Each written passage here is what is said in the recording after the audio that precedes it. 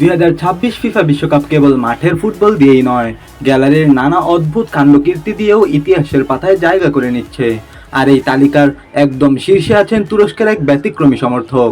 অস্ট্রেলিয়ার বিপক্ষে তুরস্কের হাই ভোল্টেজ ম্যাচ চলাকালীন গ্যালারির এই রহস্যময় সমর্থককে দেখে অনেকেই তাকে ভুতুরে কোনো চরিত্র বা অলৌকিক কিছু ভেবে বসেছিলেন। কিন্তু সোশ্যাল মিডিয়ায় ঝড় তোলা এই রহস্যময় সমর্থকের আসল নাম নাচদাত ওলচারম্যান। তবে তুর্কি ফুটবল মহলে এবং বিশ্বজুড়ে ফুটবল ভক্তদের কাছে তিনি উদিনেকো নামেই বেশি পরিচিত। কেমন তার পর্দার ওপারের জীবন, চলুন ব্রেকডাউন করা যাক।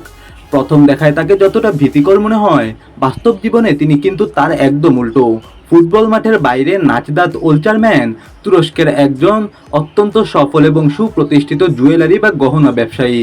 তবে তার জীবনের সবচেয়ে রোমাঞ্চকর অধ্যায়টি লুকিয়ে আছে তার অতীতে।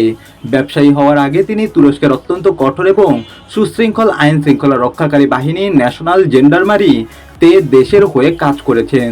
সেই অতীতই হয়তো তাকে আজ গ্যালারিতে এমন এক লড়াকু এবং অকুতভয় রূপ ধারণ করতে অনুপ্রাণিত করেছে।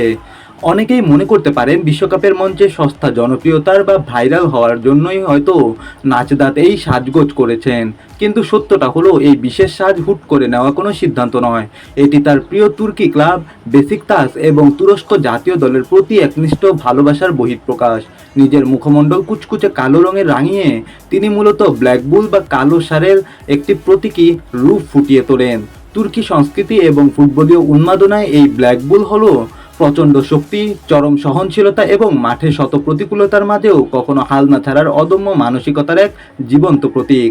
গ্যালারিতে দাঁড়িয়ে নিজের এই রূপের মাধ্যমে তিনি মূলত মাঠের 11 জন তুর্কি যোদ্ধাকে এই বার্তাই দিতে চান যে কোনো মূল্যের লড়াই চালিয়ে যেতে হবে।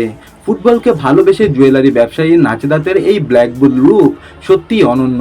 আপনার কি মনে হয় বিশ্বকাপের গ্যালারিতে দেখা পাওয়া এর যাবৎকালের সবচেয়ে সেরা বা অদ্ভুত সমর্থক কি এই উদিনেকো? কমেন্টে আপনার মতামত জানান।